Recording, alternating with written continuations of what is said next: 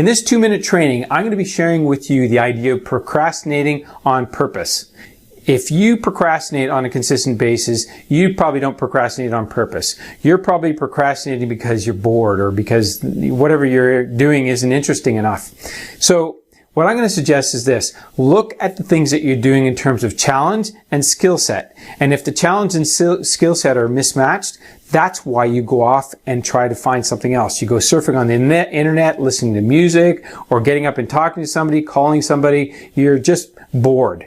And what you need to do is try to find the match in your life with the skill set and the challenge. Try to get it as close as possible. If you're doing things that don't match your skill set, if they're very easy, data entry, let's say for example, you're inputting your taxes, then delegate that out.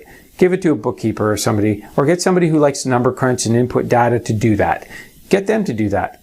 Or if you really have to do it, then find a way to do it. Maybe turn some music on and do it to music. But the bottom line is, if your challenge and skill set don't match, they're mismatched, your skill set's down here, your challenge is up there, too much of a challenge, you'll go off and find something else. Or the other way around, if your skill set's here and the challenge is there, it's very boring, it's very tedious, it's very mundane, you don't want to do it, you'll go off and you find something else. So try to match your skill set with your challenge as best as possible, and everything else, get rid of it. Get it off your plate if at all possible. Delegate it to somebody else. Get somebody to do it. Maybe you have staff or teams of people, or you can hire somebody to do it for $10, $20, $30 an hour.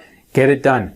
All right, the other thing I want to talk about is procrastinating on purpose. And let me explain what I mean by that. So when you procrastinate on purpose, it works like this. You make your to-do list every day. You know what you're going to be working on, but instead of just working on anything and maybe doing what you think is the easiest things, because that's the way we approach things often. We'll do the easiest first and then do the difficult later. Or some of us do the most difficult first and then the easier later. What I'm going to suggest is take the ones that are the least productive, the least valuable for you. Take those and procrastinate them. Put them off until another time. Don't just dump them, but put them off till another moment, another day, another part of your day. Put them off. Procrastinate them on purpose. That will be more effective than if you just do the easy things, try to get them all done, and then you get to the end of your day and you haven't done any of your high value tasks. You haven't done them and you feel bad. All right. So the two things in today's training are to get your skill set matched with your challenge and procrastinate on purpose. So go ahead and do it. So put this to good use, and please watch out for more videos like this where I'm going to give you some more training and tips that you can put to good use.